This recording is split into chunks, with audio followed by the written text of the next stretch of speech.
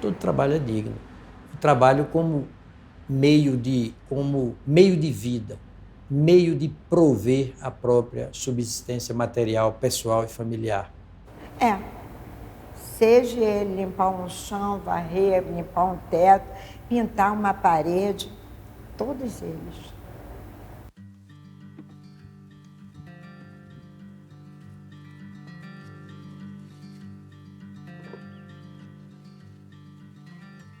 Se você pensa que o trabalho em si mesmo não tem nenhum valor, mas ele adquire valor porque serve a uma necessidade humana, porque transforma a vida de alguém, porque satisfaz a um interesse de alguém, a minha resposta é sim, todo trabalho é digno. Mas quando a gente vai falar de trabalho para os nossos filhos, a gente não trabalha com essa ideia, né? É muito comum, por exemplo, um pai falar assim, estuda meu filho, porque senão você vai ser gari.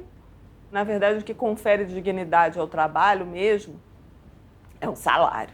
Professora, se ficar pronto, meu trabalho ficar pronto antes, eu posso entregar antes? Pode, não pode entregar depois. Quem for fazer o trabalho da revolta da Chimata, fale bastante dos voltantes. Ele lutou pelas causas sociais a vida inteira, tá? Ele é chamado de o almirante negro.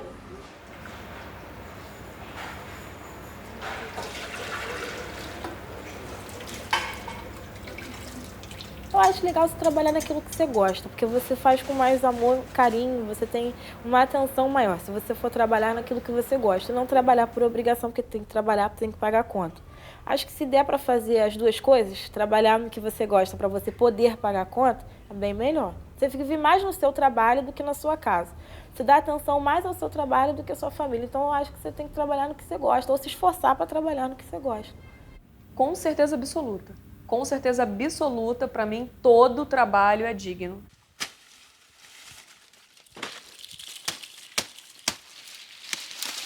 Mas eu tenho trabalhos difíceis também, onde o espaço da dignidade ele é minorado. É como se eu dissesse que ele não é necessário, ou que, na verdade, não ele o trabalho. É como se eu dissesse que ela, a dignidade, não é necessária.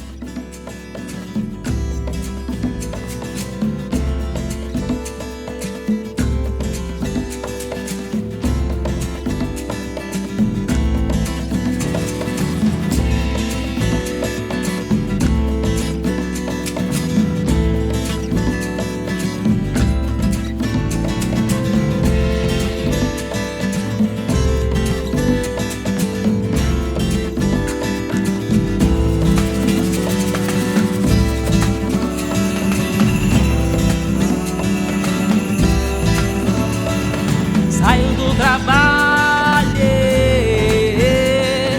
volto para casa, não lembro de canseira maior, em tudo é o mesmo suor. Em volta do fogo, todo mundo abrindo o jogo, conto o que tem pra contar. Casos e desejos, coisas dessa vida e da outra, mas nada de assustar.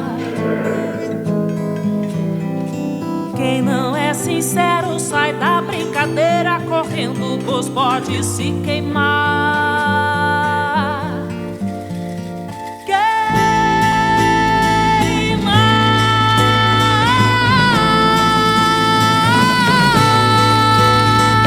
Saio do trabalho,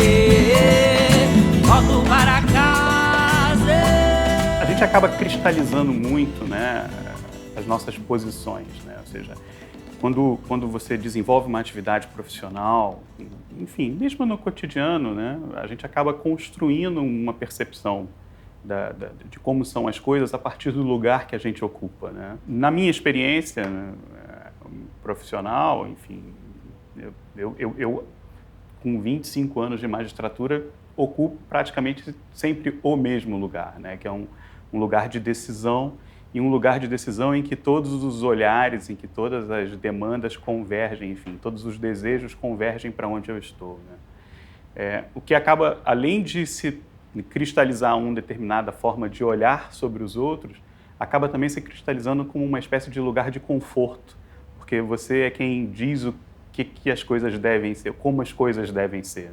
É muito difícil, primeiro, reconhecer que você tem um privilégio, que você é privilegiado, né? Que as coisas não deveriam ser assim.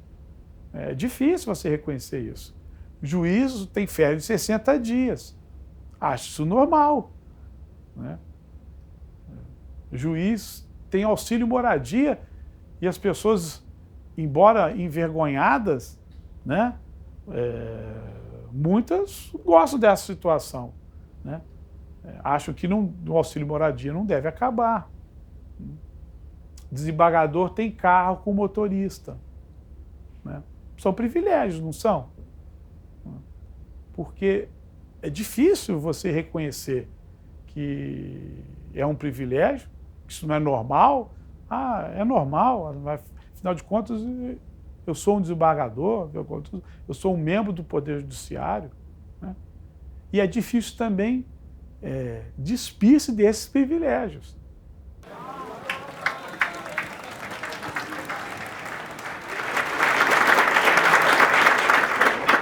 Vamos passar agora para a eleição do cargo de corregedor. O trabalho é só um dos locais onde há a invisibilização de pessoas. O trabalho é só um dos muitos locais onde a nossa miopia social se manifesta. Porque todo mundo que tem algum tipo de relação de poder, e não precisa ser só uma relação de trabalho, pode eventualmente invisibilizar aquele que está numa escala menor nessa relação de poder, né? Porque nós, efetivamente, valorizamos como sociedade, como mundo, os trabalhos que são intelectualmente executados. Os trabalhos que são de forma braçal executados, sem uma formação intelectual mais apurada, esses são os trabalhos que são menos remunerados e menos admirados socialmente. Então, seria fatal para o juiz do trabalho se ele permitisse ele próprio ser um míope social quando lida no dia a dia com a invisibilidade do mundo do trabalho.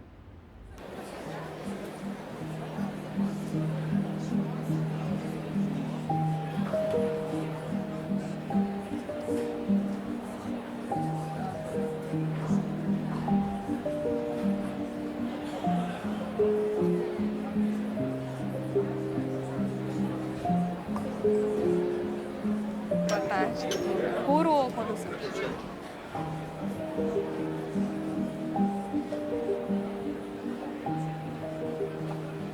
Quando você entra para servir numa reunião que tem desembargador ou numa sessão do órgão especial, você não está ali para interagir, para ficar à vontade, para conversar, nada disso. Isso a gente faz na cozinha. Quando você for servir, né, serve o café e tal, só pergunta se tiver alguma dúvida, não fala mais nada. É um trabalho mais de bastidores, entendeu?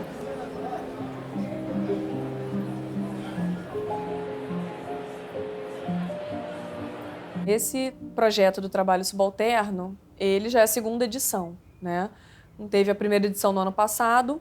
No ano passado eu participei também, como vivendo um dia de cobradora de ônibus. E nesse ano eu fui copeira, garçonete, no TJ.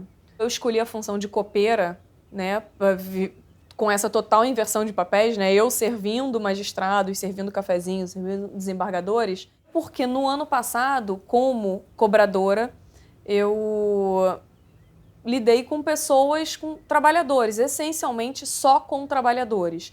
Então, com os motoristas da empresa, com os cobradores da empresa, com os fiscais da empresa. Apesar de eu lidar com gente que estava hierarquicamente acima de mim na empresa de ônibus, não era uma hierarquia tão distanciada quanto a experiência desse ano.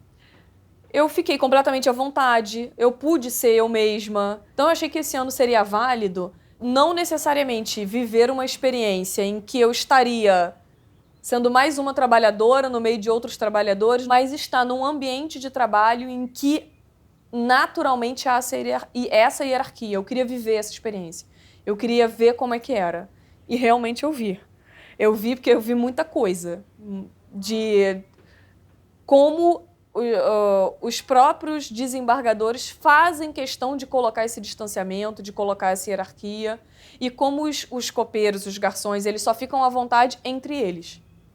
Essa é uma experiência inédita, até onde se sabe, na magistratura do Brasil e talvez do mundo. Levar juízes não novos, mas juízes já experimentados na carreira, a viver essa experiência de um trabalho subalterno, até onde se sabe, é inédita. Tudo que é novo é geralmente difícil. Não foi fácil.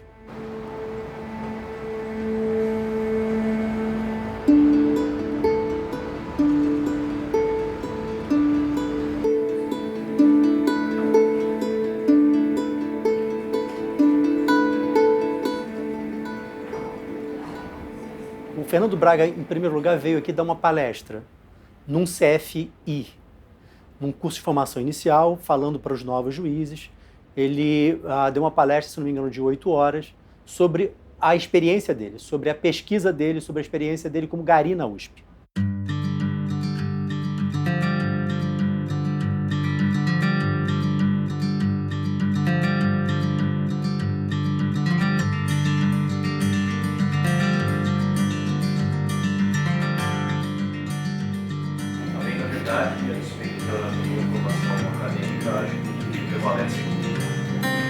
Na realidade, a experiência tipográfica do Gari dentro da Universidade de São Paulo.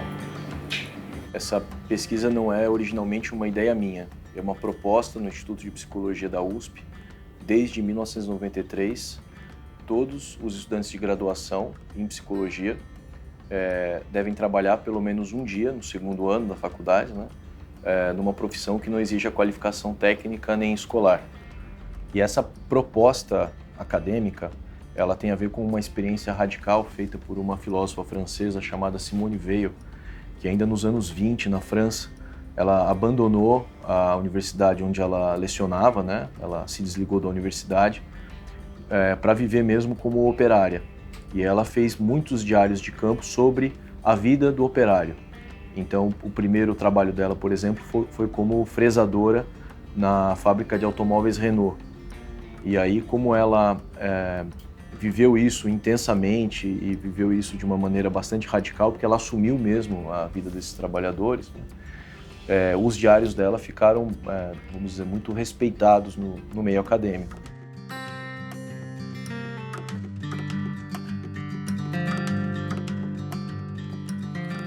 Quando a gente tenta se perguntar, né, como é estar em outro lugar, como é vivenciar um outro lugar, né, é sempre muito mais difícil a gente tentar responder sem conhecer o outro lugar, né?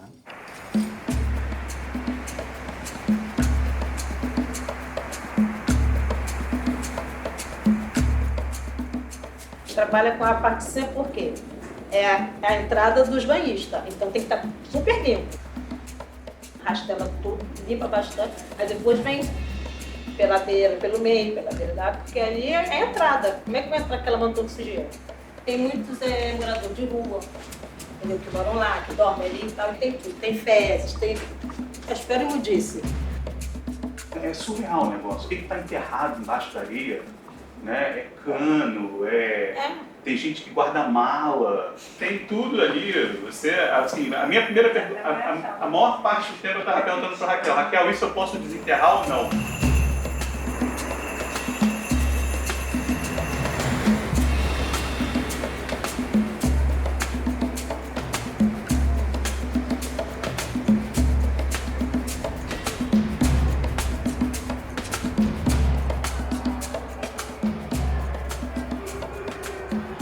Na verdade, o meu dia de trabalho começa na noite anterior. Eu fiquei muito ansioso, não dormi direito e tive que dormir cedo, porque no dia seguinte eu teria que estar às 6 horas da manhã no colégio, no Meyer. Nós tínhamos que limpar todas as salas de aula antes da chegada dos alunos. E assim aconteceu. E aí nós entramos na sala, eu já de luva, com um saco de lixo na mão, e começamos a limpar a sala. Nós tínhamos que rapidamente retirar todo o material, toda a sujeira debaixo das carteiras dos alunos, que eles deixam as carteiras cheias de lixo. Então a gente limpava ali rapidamente, jogava esse lixo no chão e depois tinha que varrer. E eles não sabiam que eu não era gari, né? Todos ali achavam, Marcos, Rose, Bárbara, achavam que eu era um gari em aprendizagem, né? Em treinamento. E vocês não estão achando estranho? Eu tô de novo? Achei estranho a partir do momento que você veio no primeiro dia. Por quê? Não sei, diferente. Estranho, assim. Eu falei pra elas. Foi. A gente até te deu um apelido, essa é a realidade. Quando eu perguntei se espião. Você tem apelido de espião. Ah, meu Deus. Eu trabalhei no Hospital Souza Aguiar, especificamente na enfermaria de crianças queimadas.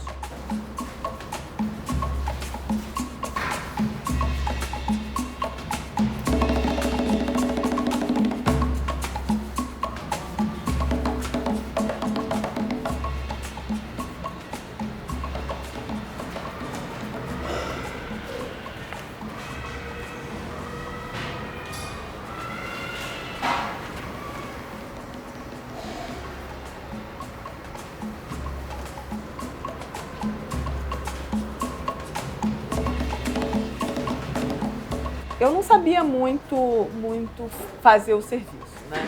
Era um rodo muito grande e estava pegando da forma errada, e a Patrícia logo chamou a atenção que eu estava pegando o rodo errado, estava na posição incorreta, que eu iria machucar minhas costas daquele jeito, que eu não poderia trabalhar assim.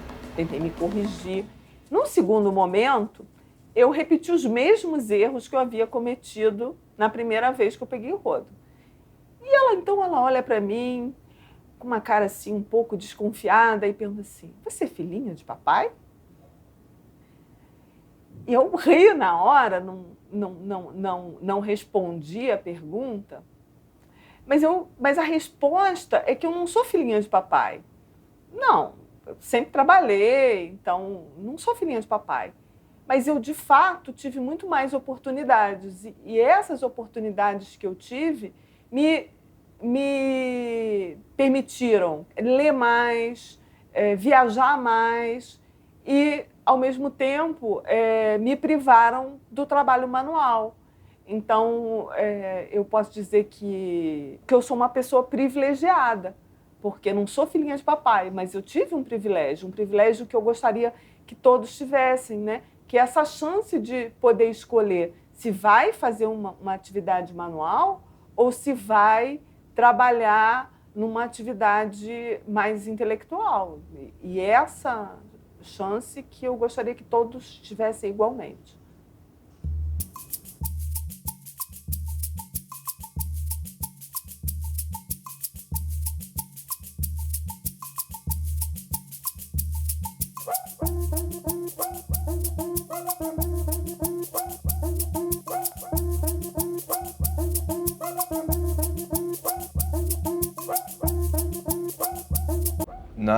Na Faculdade de Psicologia, na USP, existe um grupo de professores que, digamos, tem um grande apreço pelo trabalho dessa filósofa.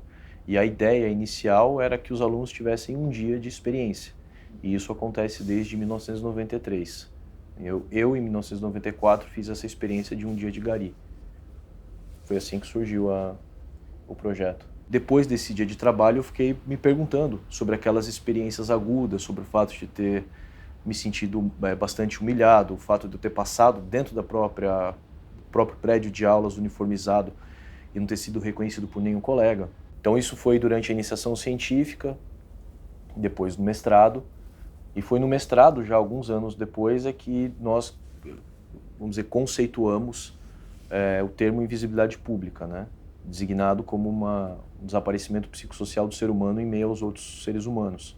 É quando o sujeito deixa de contar na cena pública, né, na esfera dos negócios humanos, como um ser humano propriamente dito. A única coisa que a gente quer e a única coisa que a gente espera é que os juízes submetidos a essa experiência tenham um olhar aguçado para a realidade da vida. Qualquer um de nós, de classe média alta, qualquer um de nós, que tem uma vida, digamos assim, mais normalzinha, tragado por essa vida normalzinha e não raramente se esquece de como é viver num outro cenário, com outro padrão de existência, outro local de moradia, outro tipo de emprego.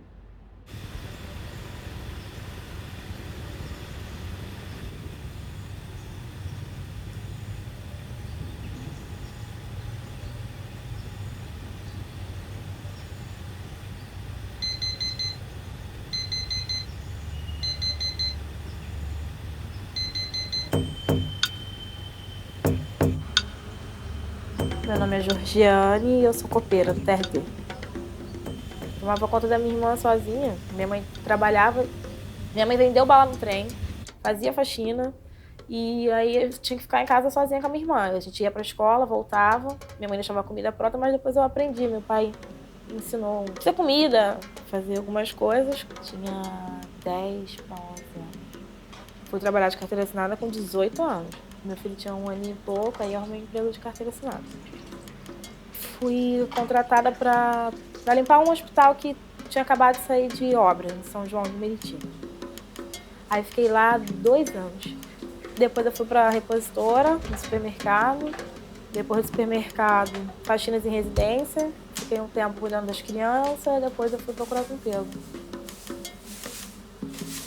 É muito comum a gente criar uma realidade que é realidade só para nós, que não é a realidade que é da massa da população. Nós somos um país pobre, que basicamente tem pessoas pobres, e a gente se relaciona com pessoas pobres que batem a porta da Justiça do Trabalho. Sobretudo a Justiça do Trabalho trabalha com gente pobre. E se a gente ficar preocupado com o vencimento do perfume francês, ou que o meu terno não está suficientemente passado, e se esquecer de que a realidade é de gente ganhando muito pouco e muito mal, tendo uma vida muito dura para chegar no final do mês e começar tudo de novo no mês seguinte.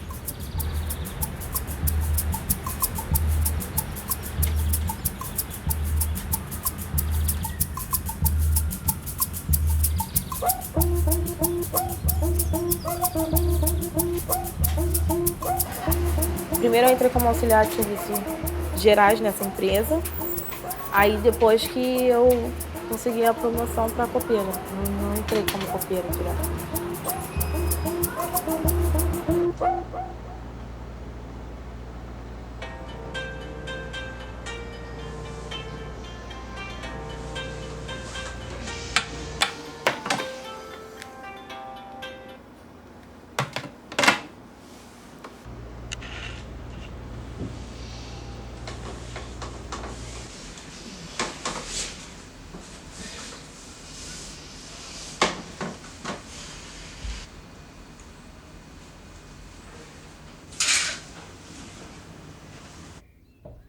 Minha trajetória até eu me tornar juíza não era um sonho de infância.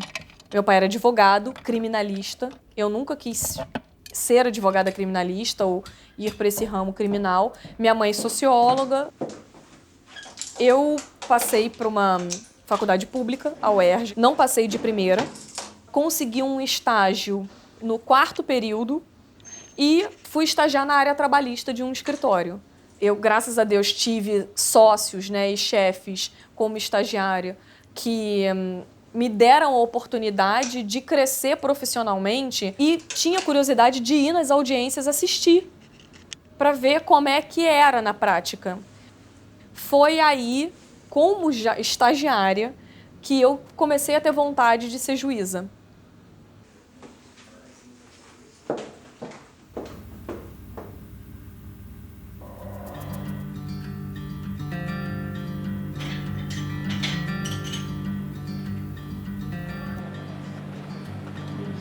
A gente sempre tem a preocupação de gravar o que cada um bebe, uniformizado, sempre limpinho, ter uma boa educação, saber falar, saber a hora certa para perguntar.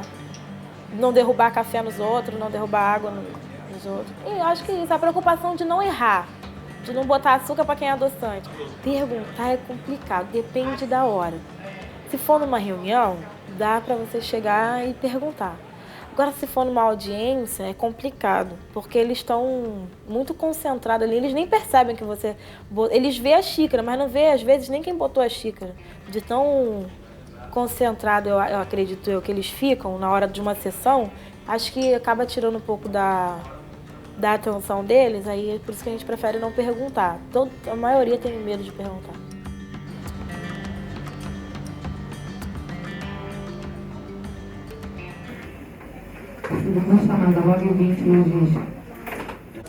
Quanto tempo foi o contrato dele lá? 1 ano e 9 meses. 1 ano e 9 meses. E a alegação de justa causa qual, doutor? Faltas. O dono do processo é o senhor. O senhor aceita se o senhor quiser. A empresa é a mesma coisa, ela não é obrigada a aceitar. Qual seria a proposta do senhor, então? Em torno de 25 mil. Que isso, seu Divaldo? A advogada do senhor vem com uma proposta de 10 mil, o senhor vem com 25 mil. De onde o senhor tirou 25 mil? 20 mil, talvez. Mas o senhor acha que esse processo vai dar isso tudo? Não sabe, então. É exatamente isso. Ok? Bom dia a todos, um bom trabalho. Dispensado. Nada.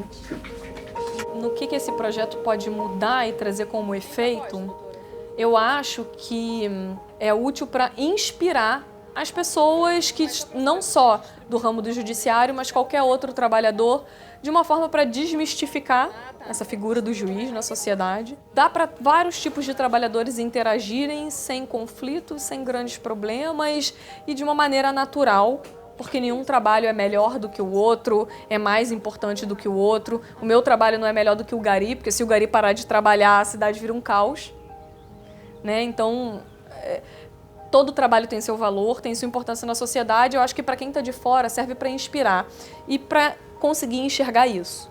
Mas para quem está dentro do projeto, para quem vivenciou, não é uma inspiração, é uma experiência de vida. Eu soube do projeto pelo professor. Ninguém comentou, não. Eu fui servir ele, entrei na sala, porque a gente tem tempo para poder servir. Aí ele falou, você topa ajudar a gente na próxima aula? Eu falei assim, sim. Pensei eu que fosse servir alguma coisa a mais. Aí ele falou, quando eu fui ver, aí ele contou do projeto e tal, aí que eu soube do que se tratava. A ajuda que ele queria é que eu ouvisse, sentasse ali no lugar, dar uma plateia lá só para ouvir e depois dizer o que eu achava. Não consegui dizer nada, mas eu fiquei ali. Eles contaram da experiência dele, cada um contou da sua experiência. O que foi auxiliar de serviços gerais contou a sua, o que foi cobrador contou a sua. Cada um foi contando a sua. Quanto tempo, contado no relógio, você acha que demora no primeiro encontro entre um homem e a mulher que estão se paquerando, para um perguntar sobre a profissão do outro? Para identificar o que o outro faz. Quando você dá uma entrevista para um jornal de televisão e você aparece com a cara de bobo lá na tela, né? Em geral, o jornalista tem que colocar caracteres ali para te identificar. Ele põe o seu nome e embaixo do nome ele põe o quê? Ele não põe o seu clube de futebol, sua inclinação religiosa, sua orientação sexual, ele põe a sua profissão. Então a profissão, ela é, de alguma forma, o nosso lugar no mundo. Em se tratando de uma sociedade toda ela estratificada em classes, existe um soterramento. Quem sofre a maior pressão da hierarquia? É quem está totalmente debaixo da terra, que são os trabalhadores braçais, estão sentindo todo o peso da hierarquia. Quanto mais você sobe, socialmente falando, e vai assumindo profissões menos desqualificadas, né, mais intelectualizadas, menos o peso da hierarquia você vai sentir. Quem manda no juiz? Quando Descartes, que foi um gênio, autor de frases tão bonitas, tão proveitosas para a humanidade, pelo menos da forma, ou pela forma que foi traduzida a frase mais famosa dele, penso logo existo, cogito ergo sum, eu acho que causou um grande mal à humanidade. Penso logo existo, quer dizer, a supremacia do pensamento, do QI, da racionalidade, da reflexão, da lógica, da razão, o contrário de Pascal. O coração tem razões que a própria razão desconhece. Então, no mundo nosso, contemporâneo, e no mundo jurídico, no mundo judiciário, no âmbito do sistema de justiça, pessoas admiradas são as altamente intelectualizadas. E pessoas altamente intelectualizadas são frias. quase sempre, porque manejam muito pouco o lado direito do cérebro. E começando pelo sentimento, eu penso que a possibilidade de conciliar direito e justiça é maior, porque justiça é mais até, é um sentimento, para não dizer, é um instinto. Não é nada racional, não é nada lógico. O direito, sim, mas a justiça, não. A grande dificuldade é convencer os magistrados de que pensar é fundamental, necessário. É necessário, mas não é suficiente. É preciso sentir. Um direito de trabalho coerente com esse tipo de empresa era um direito de trabalho permanente, rígido, inflexível. Essa era a pegada original. Inalterabilidade do contrato, não era assim? Incorporação, princípio da condição mais benéfica. Liberalidade com habitualidade gera cláusula contratual tácita. De um modo geral, os juízes que têm, nos últimos 10 anos, juízes do trabalho, que é a realidade que eu conheço um pouco melhor, têm sido aprovados nos concursos, os juízes, de um modo geral, são chamados concurseiros, que fazem concurso durante um período relativamente longo, vários concursos, frequentam cursinhos preparatórios que dão a eles as técnicas de aprovação no concurso. E, de um modo geral, eles saem da faculdade e, a partir da faculdade, eles começam a fazer concurso. Alguns para servidor público e outros para as carreiras de nível superior. Mas a realidade é que poucos trabalharam com CLT, carteira assinada. Poucos sabem o que é ser mandado.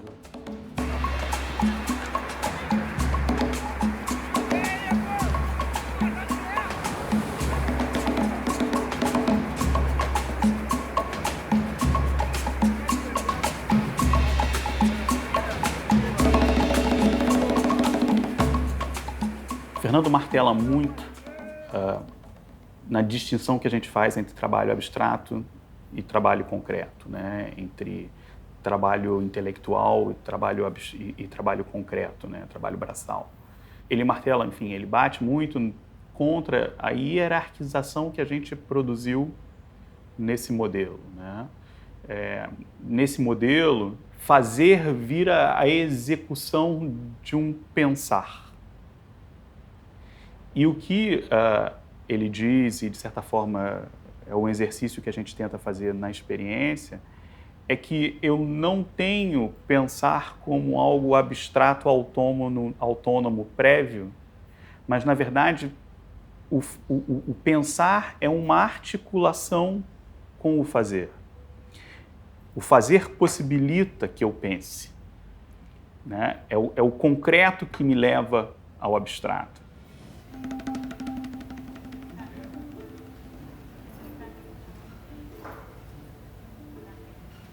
Trabalhei em costura, fechava a bolsa, fui doméstica, muitos anos de cozinheira, trabalhei no Popular, comida de R$1, era copeira, limpeza, trabalhei em hospital, maternidade. Só não fiz de serviço para ajudar eletricista, que hoje eu me arrependo. Não sei fazer nada de eletricidade, nada. Que eu sei botar tijolo até uma certa altura, eu sei encher uma coluna, eu sei armar as tábuas para fazer uma coluna. O restante eu sei tudo, bem dizer. Mas eletricidade eu me arrependi.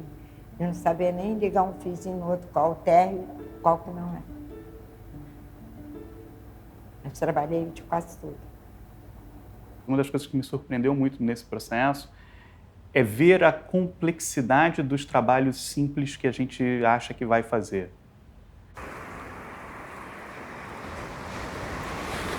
Eu até ia folgar nesse dia, aí me chamaram. Como você está sempre aqui, então você vai fazer o treinamento dessas pessoas que vêm aí. É novo, é gente nova. Não tá. Estavam chegando naquela hora, não sabia. Eles perguntou a matrícula. Qual a matrícula de vocês? Eles não sabiam a matrícula. Não sabia nada. Aí eu falei assim, mas como é que esse senhor passou no teste físico?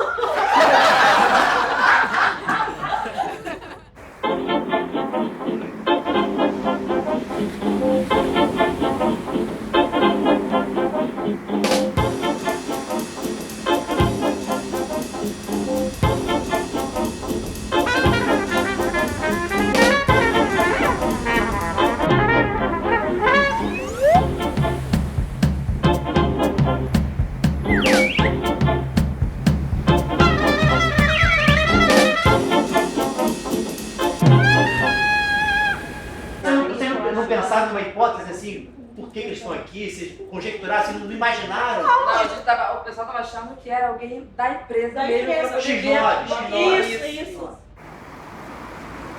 Durante o dia, né, na parte da manhã, ficou o tempo todo nublado, sem chover. Às vezes abriu um pouquinho o sol. Tinha capa de chuva lá para chuva? Tem capa de chuva para chuva? Tinha, você não sabe da história da capa de chuva?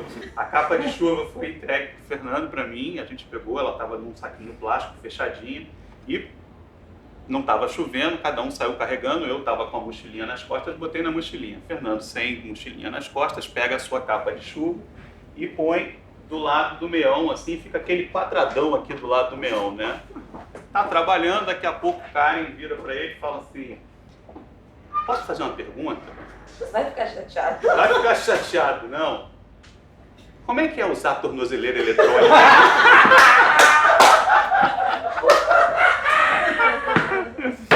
Egresso do sistema! Egresso do sistema penal! Qual é a sensação de usar a tornozeleira eletrônica? O que você fez?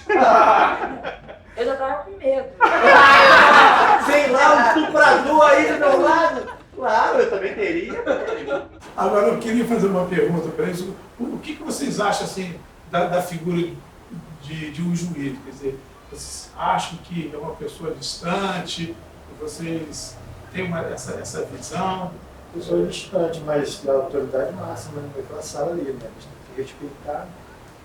Putz, imagina, resolver o problema de um monte de gente. Decidir. Cara, decidir. Decidir a vida do é outro. Difícil, Né? fazer o martelinho lá da vida Decidir. do outro. Deve ser duro, né?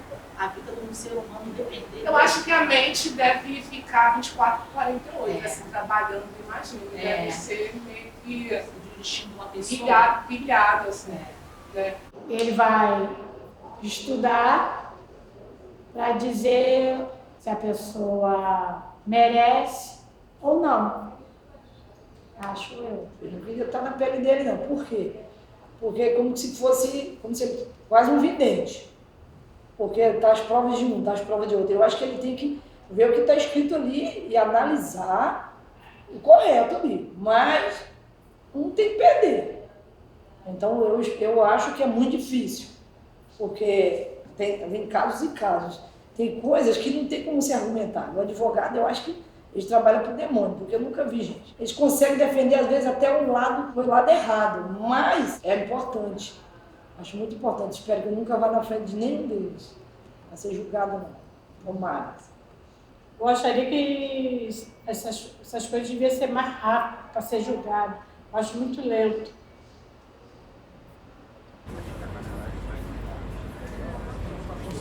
Processo 950, Rogério Corrêa Silva, Transporte Campo Grande Limitada.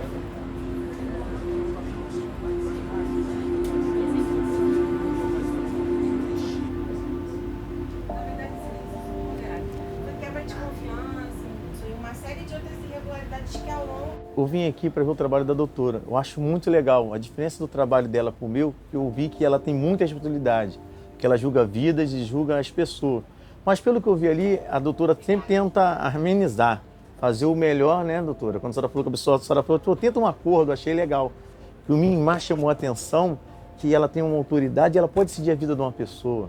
Eu acho que como ser humano deve ser mais difícil para ela do que para mim cuidar de uma planta. Eu creio que Deus dá a ela muita sabedoria, muito conhecimento para lidar ali, porque é um jogo, um advogado dizendo que não está certo, outro está errado. E o mais curioso que eu perguntei até para ela dentro, como é que a senhora sabe se a pessoa está falando a verdade?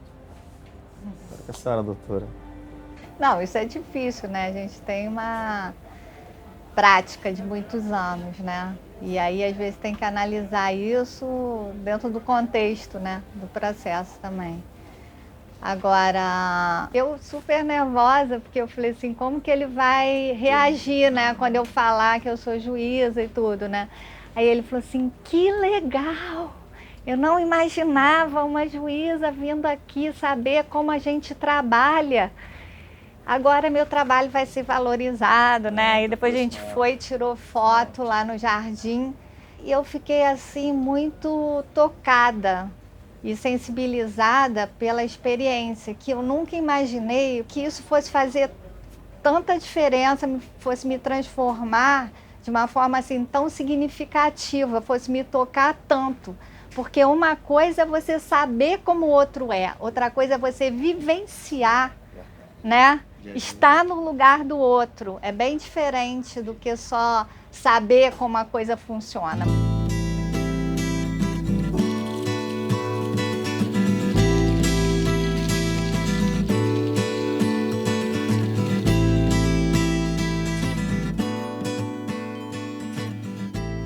O que eu acho que o juiz faz? Só julga mesmo, acho que vê quem tá certo, tá errado e pronto. Acho que é sentença, não sei como eles falam muito bem, dá a causa ganha pra quem tá certo, não mais nada. Assim, porque a gente não trabalha com eles, mas não sabe o que eles fazem direito. Só sabe que ele tá ali, julga e acabou. Só vê o que é a lei, vê quem tá mais próximo da lei e dá a causa ganha pra quem tá na lei. Que eu acho que às vezes não deve ser o que acontece muito, não. Acho que às vezes as empresas, não sei como funciona. Aí eu acho que quem leva as provas e mostra para eles que tá certo, acaba ganhando, né? Porque conta fato, né? Não há argumento, não é o que dizem.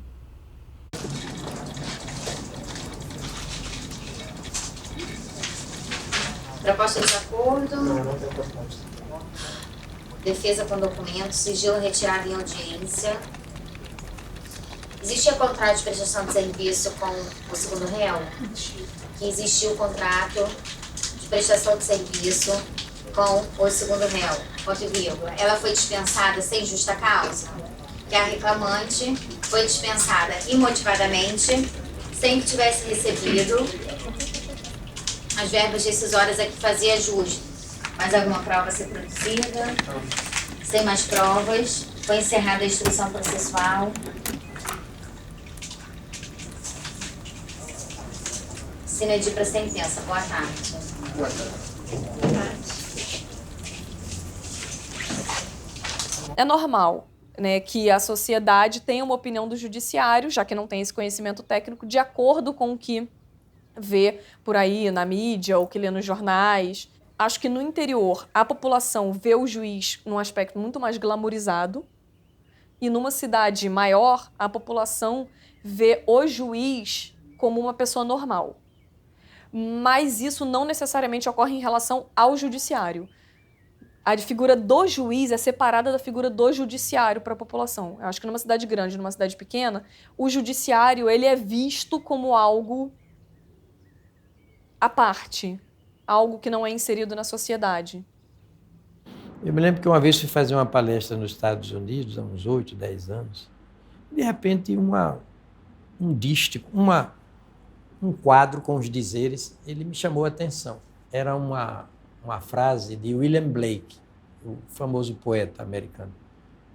Estava dito assim: grandes coisas acontecem quando o homem se encontra com a montanha. Não é bonito isso, uma frase espiritualizada dessa, de personalização da montanha, como os artistas fazem. Os artistas não coisificam nada, eles personalizam tudo. Quando você personaliza até as coisas, você não coisifica as pessoas. Não tem como coisificar as pessoas. As pessoas olham as plantas como se elas fossem só uma planta, mas não. A planta é igual um ser humano. Quanto mais carinho você dá para ela, atenção, você molhar, mas ela cresce. Você passa por um jardim, você quase não olha. Mas o jardim é vida. É uma grande diferença. Você mexer com a natureza, às vezes você está aborrecido, você está meio estressado, mas você começa a mexer com aquela planta, parece que ela te passa uma carga boa, uma positividade, você sai de lá mudado.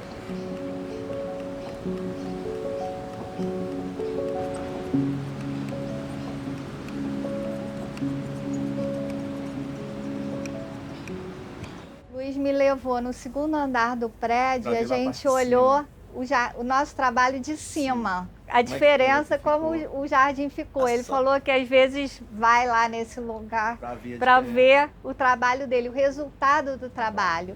E ela me convidou hoje para vir aqui, que eu achei muito legal. E jamais eu pensaria que um jardineiro um dia ensinaria uma juíza, coisa que ninguém acredita, e um jardineiro um dia vai estar na sala de audiência com uma juíza.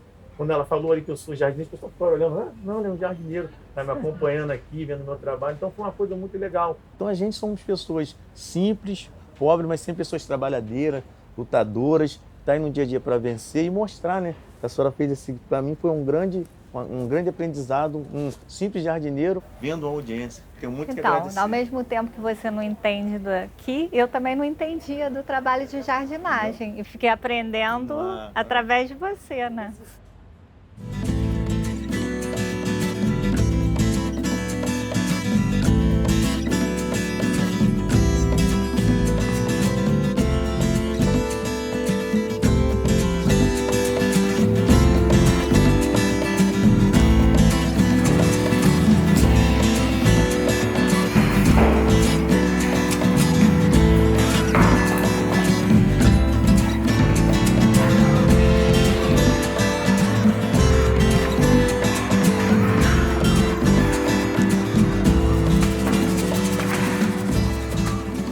Eles não se sentem invisíveis, né? Embora em alguns momentos são confrontados, mas pela invisibilidade que o outro lhes dá, lhes atribui.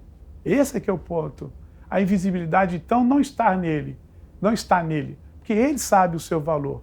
Está no outro que o observa, que acha que ele não tem valor. Esse é o ponto.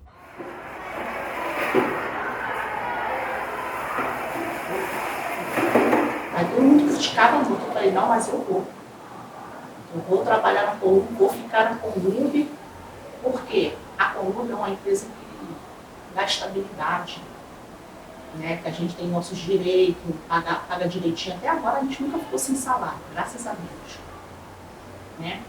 Plano de saúde, tudo direitinho. Então a gente tem nossa estabilidade. E eu não preciso estar dependendo do meu marido, apesar dele também ser funcionário público também. Mas ele tem a estabilidade dele, mas eu não estou dependendo dele. Eu não tenho vergonha de nada, entendeu? Às vezes eu ouço muitas pessoas dizer... eu trabalhei num colégio em que minha filha estudava nesse colégio e algumas pessoas assim meio que chacotava ela por sua mãe é lixeira. Aí ela diz, até hoje ela fala, lixeira é onde você deposita o lixo. A minha mãe é gari, entendeu? E então, show de bola, entendeu? Ela super me apoia, entendeu? Minha mãe também é super satisfeita porque ela diz que ela tem 3 filhos garis. Ela diz. E os meus irmãos estão esperando o concurso abrir para entrar, porque lá em casa os homens ainda não conseguiram entrar e eles estão esperando fazer o concurso também. E é um trabalho muito importante. As pessoas acham que não, mas é aqui no hospital mesmo, no centro cirúrgico. Se não fizer a desinfecção, depois que termina uma cirurgia, não tem como outro paciente entrar, entendeu? Se fizermos alguma greve, parar, não tem como o hospital funcionar sem a gente. A gente também faz parte desse ciclo, o hospital não só sobrevive com os médicos, a gente também é importante para o hospital, entendeu? E muita gente não vê assim, vê a gente como nada. O exercício, ele é olhar para o outro, estar no lugar do outro, e no final das contas, eu acho que a grande experiência é a gente entender que a gente só se constrói na relação com o outro. Né? É dialogar com o outro, ver que o outro é que faz com que você... Ou seja, eu não sou um eu abstrato, eu não existo isoladamente, eu só existo nas minhas interações, nas minhas relações. Né? É um pouco como diz Rimbaud, né, na poesia. Né? Eu é um outro. A radicalidade do eu é um outro é eu poder conversar, dialogar, saber quem eu sou a partir do que o outro me ensina.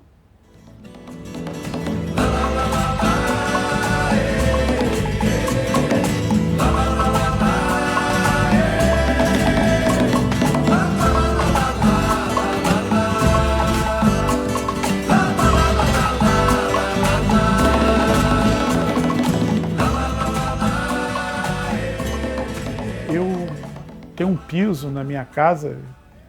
Eu coloquei o piso na casa toda, que é um piso muito ruim, né?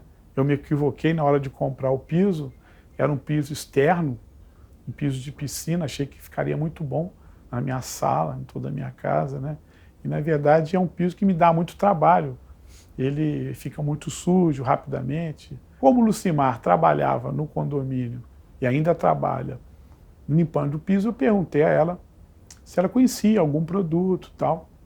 Na hora do almoço, ela foi no meu apartamento, tocou a campainha, entrou e começou a examinar o piso e toda a sua extensão. E na parede havia 2 quadros, eu com a minha filha, e um quadro em preto e branco.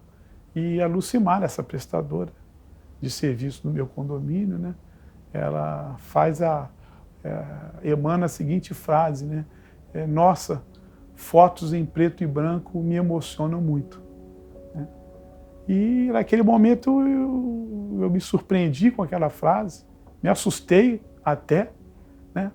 E aí eu tenho que revelar esses nossos estereótipos, esses nossos preconceitos. A gente tem que, na verdade, ter coragem de dizer isso, né? Que lá no fundo, né, da nossa alma, né, bem escondidinho, a gente guarda certos preconceitos. Por que eu deveria me assustar com essa frase? Né? Uma faxineira, uma auxiliar de serviços gerais, não poderia emitir essa frase. Mas, sim, quem é você, mulher? Né? Quem é você, Lucimar, que se emociona com fotos em preto e branco? Né? E Lucimar foi se revelando uma pessoa maravilhosa. Apesar de trabalhar muito por conta disso, ela não deixava de fazer as coisas que gostava, né? E me revelou, naquela semana, ela iria para o seu grupo de teatro.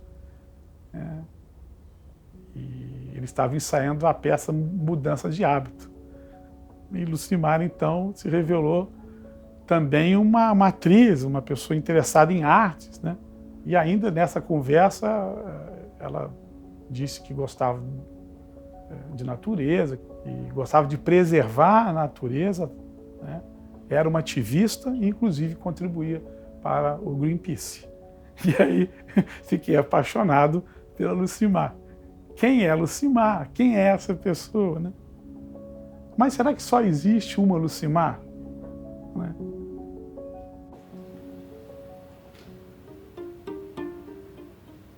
Consegui concluir ensino, a escolaridade toda, só não consegui fazer o superior. Mas consegui, terminei o 2º grau, tudo direitinho. Penso terminar um curso que eu comecei e não consegui terminar. Técnico de enfermagem. Eu parei faltando muito pouco, muito pouco. Muito pouca coisa. Às vezes as pessoas doentes ficam tão vulneráveis que você... Tem enfermeiro que não trata muito bem o paciente, acha que só é... Às vezes uma palavrinha que você dá, um medicamento que você aplica com carinho, você sabe que a pessoa vai melhorar, você se sente bem por estar ajudando alguém. Eu acho que era isso que eu gostava tanto assim. Ainda tem algumas coisas guardadas, os livrinhos, tudo guardado. Um dia eu vou voltar.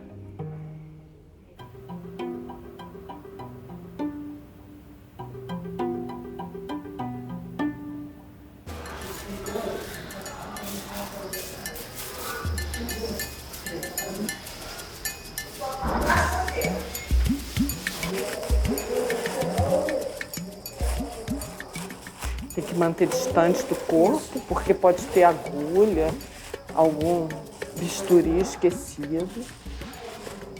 Eu acho que nós, juízes, como operadores do direito, como pessoas que temos que nos defrontar com esses conflitos do mundo do trabalho, a gente tem a obrigação de saber exatamente como isso é feito, de como o trabalho é feito. Sentir um pouco na carne o que é isso, até para fazer com que o juiz ele saia dessa redoma dele, né? Porque sempre se fala muito no juiz dentro de uma redoma, protegido do mundo. E é isso que eu quis. Eu quis um pouco sentir na carne isso que a vida tinha, digamos, me tirado, né? Essa oportunidade que a vida não me deu e eu aproveitei agora. Nem que seja por um dia, eu acho até que um dia é pouco, né, esse trabalho de campo, né, podia ser uma semana, por exemplo, um mês, quiçá, mas enfim, um dia já é muito útil para a gente que está vivendo outros tipos de trabalho por um dia, principalmente a gente que julga, conseguir se colocar no lugar dessas pessoas, quando está julgando o processo desses tipos de trabalhadores, conseguir se colocar no lugar dessas pessoas no dia a dia, né? E ver que muitas vezes essas pessoas têm que aguentar desaforo sem poder falar nada, porque o juiz não leva desaforo para casa porque a sociedade já tem um respeito natural e já não age com o desaforo. Eu sinto que as pessoas que chegam a mim quando eu estou no exercício da magistratura, não é quando eu vou no supermercado, quando eu vou num restaurante, nada disso. Mas quando eu estou lá trabalhando na Justiça do Trabalho, as pessoas chegam super educadas. Doutora, não, excelência, não sei o que ela... né? Chegam cheias de dedo. Eu acho que é esse cuidado de você não ficar tão fechado em você mesma, né? E prestar atenção um pouco nos outros, assim. O que tem de especial essa aproximação entre magistrados e trabalhadores subalternizados é justamente o fato de que não tem nada de especial nisso. Porque são dois seres humanos, né? E dois seres humanos que em outra circunstância estariam se encontrando a partir de suas profissões, a partir de seus papéis sociais. E quando você tira essa máscara, né? Quando você tira essa profissão na qual eles estão representando a profissão e não sendo representados por ela, você cria a possibilidade, que não é garantido, mas você cria a possibilidade da comunicação real e verdadeira entre dois seres humanos.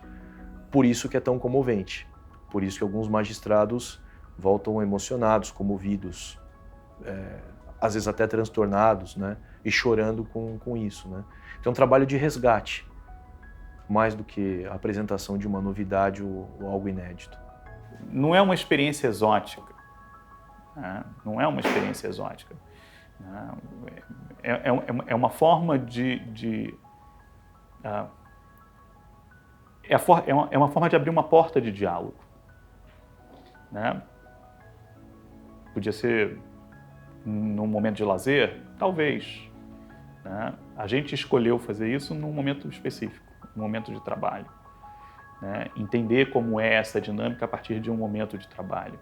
A gente escolheu uma forma, e uma forma que eu acho que enriquece muito mais. Isso que é o mais perverso da história, isso que eu acho que é o mais difícil. Ela enriquece muito mais a gente do que as pessoas que a gente encontra lá, que a gente encontra nesse dia de trabalho. Eu aprendi muito mais com os meus colegas de hospital, com os meus colegas de caminhão, né? Eles não sabem o quanto eles me ensinaram e o quão eu sou grato a eles. Sinceramente, não deu muita bola, não. Não demos muita bola, não. Eu não sei se todos estão ali para saber o que é um trabalhador. Eu não sei. Sinceramente, eu não sei responder. A gente não se interage muito com esses assuntos.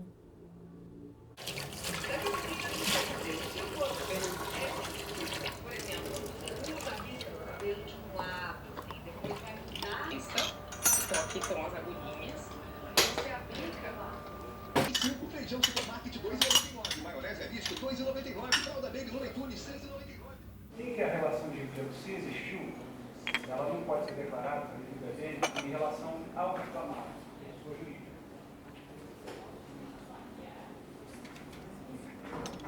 Não está aqui, portanto, tem que existir o sócio, mas sim que o reclamado é eleito, destinado a quem tem a relação. Como um psicanalista pode cuidar da dor de alguém se ele próprio não tiver de alguma forma em contato com a própria dor? Como é que você pode trazer a confiança do paciente para você sobre um grave conflito familiar sem que você próprio possa informar minimamente que você conhece por dentro esse tipo de dor? Então, levar juízes do trabalho, levar desembargadores do trabalho para varrer rua por exemplo, é justamente essa tentativa. Porque, do contrário, o discurso é tão assimétrico que mesmo falar sobre o assunto representa uma nova humilhação. Na verdade, tudo aquilo que esse projeto revela, a gente já sabe como pessoa. Eu e você e qualquer pessoa que está aqui nessa sala sabe que há gente pobre com uma vida muito dura. Não é alguma coisa que eu desconheça. Não é um problema de cognição. Nosso problema é que eu e você e todo mundo aqui nessa sala, para viver uma vida mais normalzinha, acaba se impondo esquecer dos detalhes do que é viver uma vida dura. Para eu não sofrer muito, para você não sofrer muito, para ninguém sofrer muito aqui, a gente não quer pensar o que é trabalhar 13, 14, 15 horas por dia por R$ 1.300 de salário e não ter direito a um médico, por exemplo. A gente não quer pensar nisso. Porque pensar nisso é muito dolorido. É muito desagradável. Então o que a gente faz? A gente vive escanteando essa realidade. Porque nos convém. E por isso que a gente invisibiliza as pessoas. Porque ver as pessoas no que elas são causa dor, causa desconforto, exige de mim um posicionamento. Não é razoável. Não é razoável alguém trabalhar 14 horas por R$ 1.300. Não é razoável um trabalhador trabalhar 14 horas por R$ 1.300 e ter que trabalhar doente porque não tem atendimento médico, porque o nosso sistema único de saúde não funciona. Esse projeto não é um projeto político. Nem está propondo rupturas. Esse projeto é um projeto de gente que quer compreender o que é viver em sociedade de uma forma mais justa. Não vamos fazer uma revolução com esse projeto. Salvo se eu quisesse dizer que propõe uma revolução individual aos participantes. É bem modesto.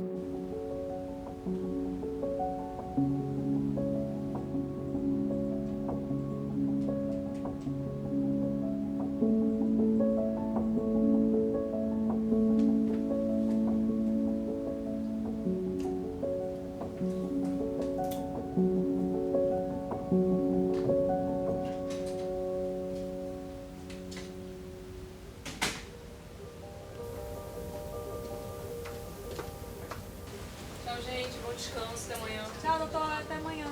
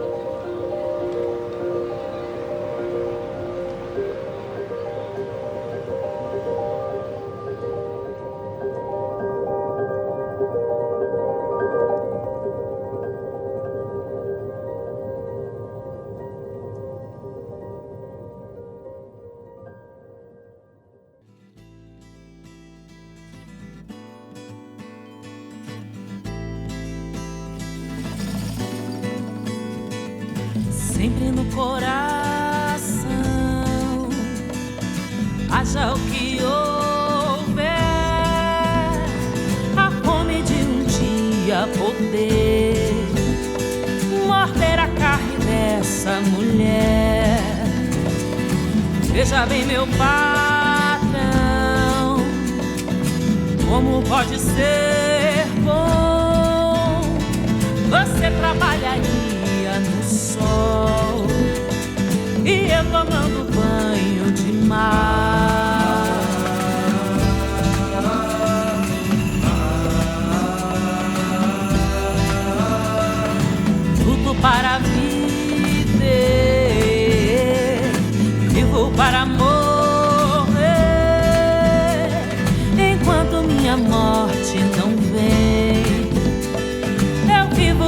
brigar contra o rei. Em volta do fogo, todo mundo abrindo o jogo, conta o que tem pra contar. Casos e desejos, coisas dessa vida e da outra, mas nada de assustar. Quem não é sincero sai da brincadeira correndo, pois pode se queimar.